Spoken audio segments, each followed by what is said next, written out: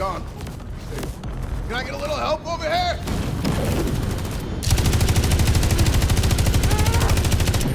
Get in, let's go!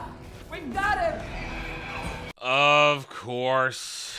It wouldn't be Halo without the Master Chief getting saved by another tiny little girl boss.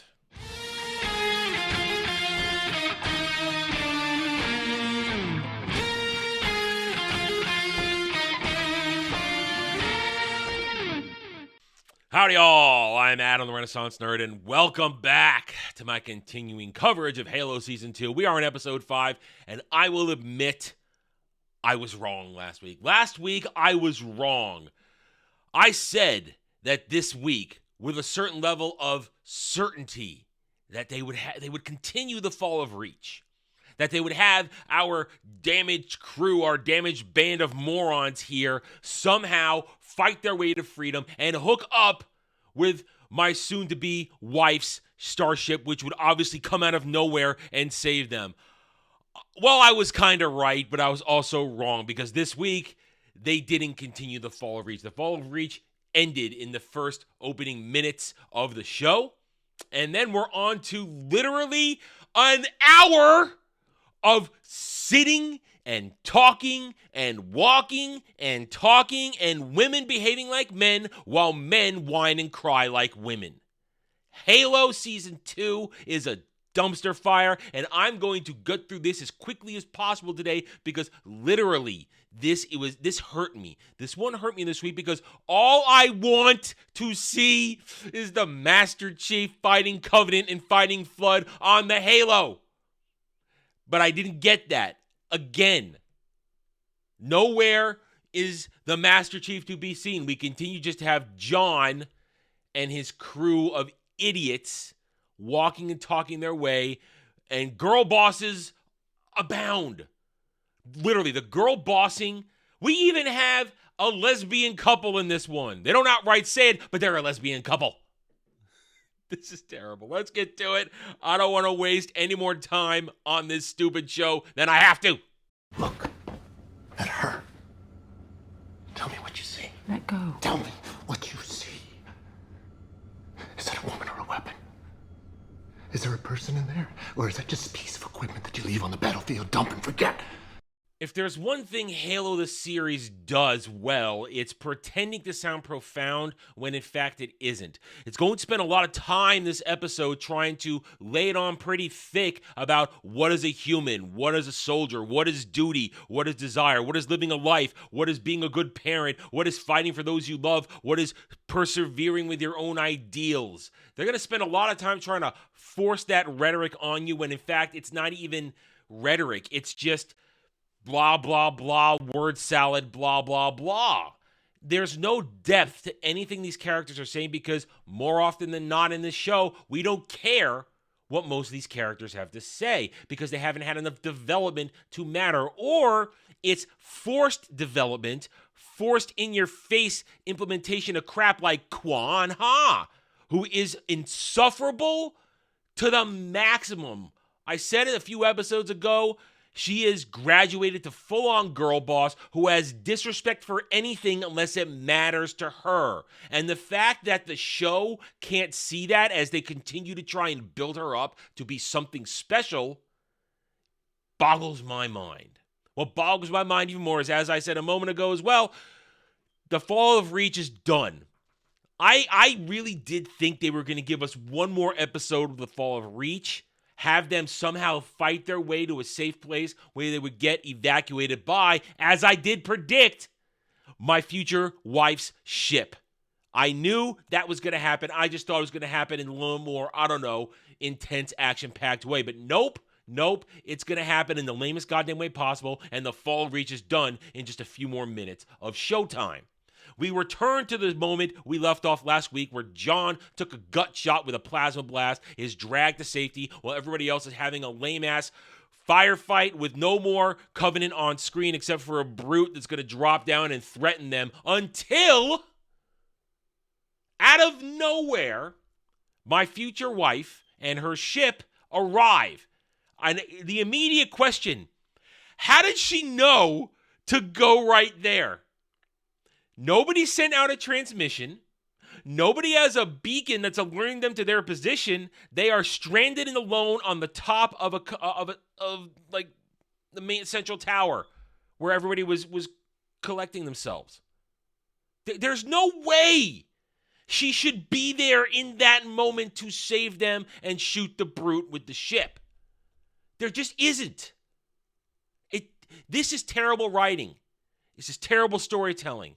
And once again, John and others, especially John, who is wounded and cannot fight for himself at the moment, gets saved by another Whammons. And even worse, as soon as they are trying to get onto the ship, down comes the platform, and here comes Kwan Ha to save the day with her big-ass machine gun, while John has to literally be dragged onto the ship by everybody else.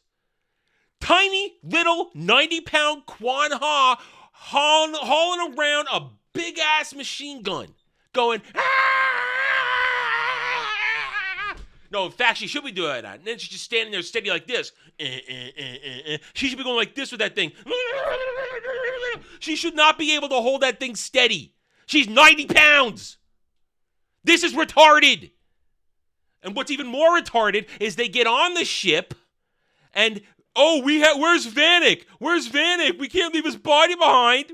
What? So Riz, like an idiot, runs out there to get the body. Also, we can have a storyline of Kwan Ha talking down to John for minutes at a time in this episode, trying to lecture him about shit and disrespect the belief systems of the Spartan. Riz gets the body, and in a moment, once more, women doing things that men should be doing. She gets to run in there, firemen carrying the body back, looking all badass, while the chief is going, then she gets shot in the back. Also, that we can conclude her storyline once and for all, that has been so well developed this season. They pull everybody on board, and they escape Reach. Ball of Reach is done because we go to orbit on Girl Boss McKee and what turns out to be the Arbiter ship. And watch, that's all you get to see of the glassing of Reach. They don't even let us see Reach get glassed. We just get one more shot of Reach from orbit, and we're done. The fall of Reach has happened, and nowhere in sight is the Pillar of Autumn. As I predicted, no Pillar of Autumn. Cortana is in the hands of the Covenant. The whole point of the original Halo game was keeping Cortana out of the hands of the Covenant, because then they would be able to find Earth. They have her. Bravo, Silver Timeline. You suck dick. We get a big drawn-out conversation between McKee and the Arbiter, talking about Arbiter telling her, you are useless to me now. We've failed. We didn't get the artifacts, both of them. We only got one, and now we're going to go home in shame, and you better do something with Cortana, or I'm going to kill you. And now she's all scared. There, that's done. Let's move on to have John have a nice conversation with Halsey. You saw it in the transition clip. Long story short, John wakes up. He's battle damaged and wounded. Sees Reese lying there dying. She needs surgery. We have a big conversation between Halsey and John about what is a human and what is a weapon. I told you a moment ago, this show is trying to be more deep than it actually is. John's going to be standing around and being lectured now for the rest of the episode after he tries to take a stand with Halsey. He tries to make the case that there has to be a better way to fight this war, that if they had just come back and fought, they could have saved Reach and this and that Admiral Girl Boss manipulated everything and took all away their armor and all their reinforcements, and Halsey basically then lectures him about, it's all politics, John. You don't understand that. It's not about winning the war. It's about winning the war the way they want to. He eventually comes down with a fever. Halsey jacks him up with some sedative, and as he's falling asleep, the show has the nerve to say, if only I'd had my armor. If only I had had her being Cortana, I could have done something. Yeah, you know what? If he'd had his armor, he could have fucking done something. If he had Cortana, we'd at least be lined up to have something resembling the Halo plot. But no, we don't. It's over, it's done, it's stupid and retarded. Once John falls asleep for another 3 days, we quickly cut back to the Arbiter's flagship where Makee has a conversation with Cortana about being useful and about how if Makee is found useless, then Cortana will be found useless and be disposed of. Cortana, they have a little girl boss off. Let's just say right flat out, they have a girl boss off and Cortana kind of wins for the moment. Really nothing happens here. That's it. It's I'm a better girl boss than you are. Oh, you need me, but you need me too. Oh, I'm not going to tell you what you need to know because those memories of the Halo belong to Master Chief. Oh, but you need to do that because we're going to both get killed if you don't. No, blip. That's it. Moving on. John wakes up and discovers, as I said, he's been out for 3 days. They're landing on some rando planet. Why? Why are they going to this planet? Because my future wife, she's abandoned me. She's chosen to go back to her husband. Soren and my would-be wife have decided to look for their son. Now listen, hey, that's a fine story arc. But you know what? It's not one we need to see. That's right, guys. Their arc for this episode is looking for their son, Kessler. My would-have-been stepson. Are we excited? Are you having fun? Because guess what? It gets worse. They arrive on the planet only to discover that, they're going to have a hard time getting things done because the dude who has the logbook for where all the kids came gives them shit about this and that, and they have to basically bully him into it. Meanwhile, it's time for John to get a lecture from Quan Ha. The moment a person becomes a Spartan, their life in your world ends. They live in mine. There are no burials. There's no funerals. They've already said goodbye.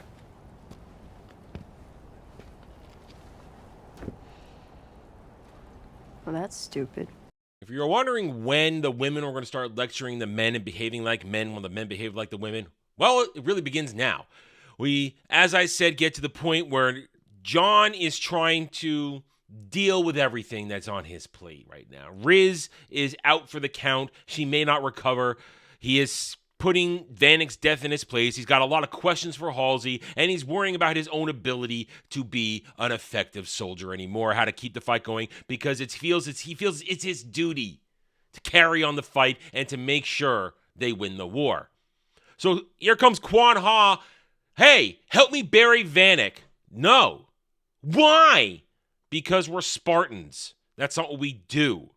Spartans know what they're getting into. They're dead before they arrive. We don't bury, we leave behind, we keep moving because that's what we all sign up for. You keep the fight going. But you have to bury him. He's your friend. I don't understand you. What are you talking about? You're stupid. That's essentially what this conversation is. John trying to explain to her that there's a belief system that the Spartans adhere to, and Quan Ha going, well, it doesn't suit me, so fuck you, man. That's it. She lectures him about how it's stupid, how you need to respect your friend, how you have to bear the body, how you can't carry the weight of the dead. Don't you understand? Because I carry the weight of the dead, and I need to take his body. I need to bury his body for my well-being. I don't care about your beliefs. What only matters is what affects me, Quan Ha. She's an insufferable cow, and she learns nothing. She has not evolved from her season 1 character at all. In fact, she's worse than ever because she doesn't respect what anybody else wants. While they're having their bitch off, my once impossible may have been wife and her husband Soren are off on a truck to pick up their son. They're going to go find Kessler. Soren's trying to be chummy with the people, trying not to be a dick. Meanwhile, my might have been wife starts to lecture him about how can you not feel? How can you not feel bad about all the death you've just witnessed? How can you not be afraid for our son? She turns into stupid whammons now. Stupid women's lecturing the man about his feelings when he says, hey, listen, I'm dealing with it my way. I'm not flying off the handle. Well, you're to blame for all of this because you weren't there to protect us. But I was there when I needed to be. You can't blame me for you getting attacked on Pirate Alcove. But if you were there, they wouldn't have attacked us. So it's a lot of women's blame game on the man, which is so much fun to watch. And then she does the most random thing I didn't see coming. She pulls off her wig. So let's see. You were luring me all this time with your sexy, silvery, blondish hair, and now it turns out you're just another brunette. You lured me in there. I'm glad you went back to your husband. I don't want to be the dad of your stepson anymore. We're done. We're over. You can have him. Soren, you can have her. I don't want this mommy drama bullshit. Now she's sad and upset. Meanwhile, back at the ranch, Riz wakes up from her surgery, successful, but we now get the beginning of the end of her storyline. She's, as explained by Halsey, done, essentially, as being a Spartan. She'll never be 100%. She's diminished. She's accrued too much damage. And perhaps, just perhaps, it's time to start looking for other avenues because it's been her arc for the past 3 episodes. Hey, guess what? You're not cut out to be a Spartan anymore. It's just a load of boring talk, false relationships we don't care about, trying to humanize Halsey while making us try and care about Riz and her boring-ass storyline of, I need to have a life beyond just being a Spartan. Fighting and dying and being used as a human weapon isn't for me anymore, even though John is going to attempt to bully her into doing more Spartan stuff later. It's ridiculous. Even though we saw him have that speech earlier in the episode about, is that a woman or a weapon? He's going to keep trying to make her be a weapon even though she's done later on. That's how bad the writing, how inconsistent it is in this retarded show. A little bit of time passes and we find Kwan Ha dragging Vanek's body out to the middle of the town settlement, wherever they are, so she could dig the grave. That's right. She gonna dig that grave because she's women's. Me having a whole conversation with him, I alluded to this earlier about how her deal with him is this. Since she can't bury her dead, she's gonna use him as a stand-in for all the people that she's lost. It's all about Kwan Ha. While John and Halsey are trying to have an intense conversation about why she chose John. Tell him the truth. Stop lying. Stop pretending. Why have you done everything you've done? They have to get interrupted because Kwan Ha gets stopped from her burial by the regular townsfolk who actually live and own this land. She is upset because they don't want her to dig a hole in their land and put a dead body in it. She can't understand that her desires are trumped by the fact that she doesn't actually own the land she's effing with. John is forced to stop his conversation with Halsey and intervene and make Kwan understand this ain't about her. It's about the people who own this land, and it's about the fact that Vanek shouldn't be buried. He should be burned at this point. It's about letting go, that he has let go. He doesn't carry the crap that she's claiming he carries. It's roundabout attempt at depth that I've told you that falls flat. While this whole mess at the funeral burial thing is going on, Soren and his wife have arrived at the place where they're told their son was sent. And lo and behold, what do they find? Their son is being taken care of by a lesbian couple, a very belligerent lesbian couple. Wow, what a surprise. How stereotypical. You're confronted by a belligerent lesbian couple that doesn't want to give you back your son. They want to raise him their way or whatever. Long story short, the roles again get reversed between man and woman. Soren doesn't fly off the handle The woman wants to be angry and take charge and make sure they give their son back, where Soren now wants to be the diplomat. He's going to go in there. He's going to sweet talk them into letting them see Kessler and give him back, saying a whole speech about when I lived in my hell, I realized that after I got out of it, the one thing I wanted was to make sure that my son never had anything to fear. And he is my son, and I will take him out. Now, it is a low-key threat, but it's still, he's sitting there and talking to a belligerent lesbian couple aiming a shotgun at him. It's retarded. Meanwhile, outside, the wife finds what we think is Kessler. Although, hang on, here comes a big-ass reveal. Guess what? It's not.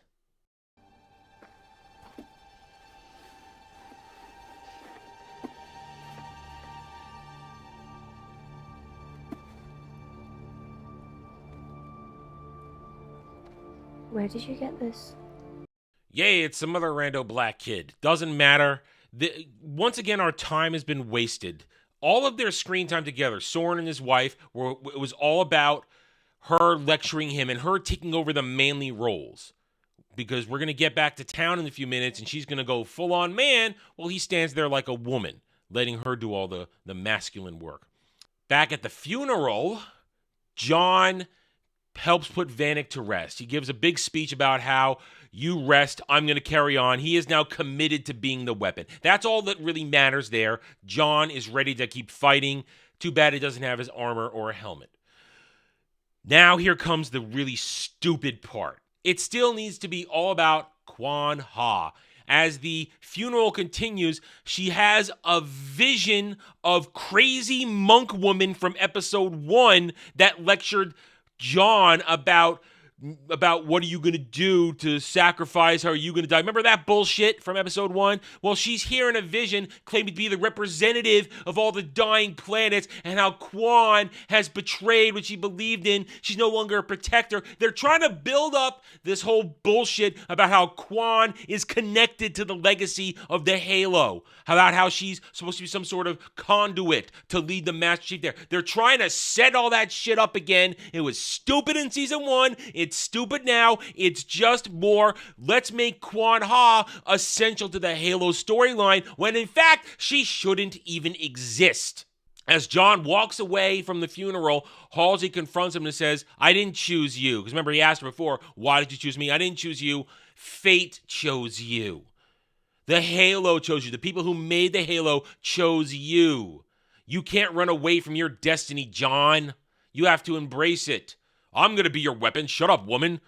These characters aren't interesting the way they're being portrayed. It's just that simple. They're one-dimensional. This attempted depth is superficial. There's nothing to them. Meanwhile, back at the Covenant, we aren't done with them yet. Makee and the Arbiter arrive at High Charity. Makee loses her shit, realizing the Arbiter is about to sacrifice himself and her for their failure at Reach. She goes into desperation mode, launches into this giant speech to the Arbiter to convince him that the Covenant leadership, that they're false prophets, that they don't have their best intentions in mind. They're never going to go on the great journey, that it's up to her as a true prophet, the true blessed one, and the Arbiter, the true herald of their destiny to find the Halo, to not let them be led astray by blasphemy. He calls her blasphemous. He's going to kill her until Cortana suddenly steps in and shows her and him the images of Halo from John's memory. Wow, looks like Cortana heard what Makee had to say earlier on about, I need you as much as you need me. We need to work together, girl boss, in order to survive this horrible patriarchy. Well, the Arbiter says, great, let's go do it. We're going to have the entire Covenant fleet after us, but who cares? Let's get to the Halo first, right? Because that's how it works in Halo lore. Are we having fun yet? No, I'm not. We come to the next morning and Riz is watching some people raise a barn and decides, hey, I'm done. I want to live a peaceful life here as a person. She says as much to John a few minutes later when he confronts her about, what are you going to do? What are you going to do? Are you going to be the weapon? Get up, soldier. You got to be the weapon. You got to go. We got to do this. Got to get ready. Got to fight. Nope, I'm done. I'm done. I'm going to be a human now. I'm going to have a life. You go be the weapon. But you're all I have, Riz. I know. Good luck, Johnny boy. That's it. John walks off. Halsey comes up and says, "So you're no one now?" And Riz just smiles and walks away, happy to be no one as she takes her dog tags and goes to join everybody else getting on board. During all this, Soren's wife confronts the dude who was cooking the books and sold off their son. She goes through this whole routine of talking about basically don't mess with a mama bear. And that's fine. That's fine. It's okay to show a mama bear being strong, protecting her cubs. But the way she does it, she puts together essentially a bar and covered in barbed wire, and she's going to threaten and beat the shit out of this guy. She's going to do what the man should do. It's one thing for a mama bear to go crazy and defend her cubs when they're in danger, but in that moment, she's looking for it. This is where you want the man to step in. No, Soren's going to stand outside and wait like a good little husband while she does the man work and gets the information that the UNSC and has taken that stuff, has taken them. Boring, stupid, lame. Even lamer, we cut to the final shot of the episode where we see Kai, who, as we already predicted, betrayed everybody, joined Moly Moly Neckman, and is now Spartan in charge of the army to go fight the Covenant. She gets to keep her armor. She gets to go be a fighter. Yay! Episode over. I hate this show. There you have it. Another Halo Season 2 episode in the books. You understand what I'm saying when I tell you this show does nothing. It accomplishes nothing. These characters literally spend 95% of their time standing and talking, walking and talking, sitting and talking, whining about emotions, the women behaving like men, the women bossing the men around, lecturing the men, and the men taking it essentially every damn time while having bold statements like, I'm your weapon, I'm going to do what I want, but then they don't actually do anything.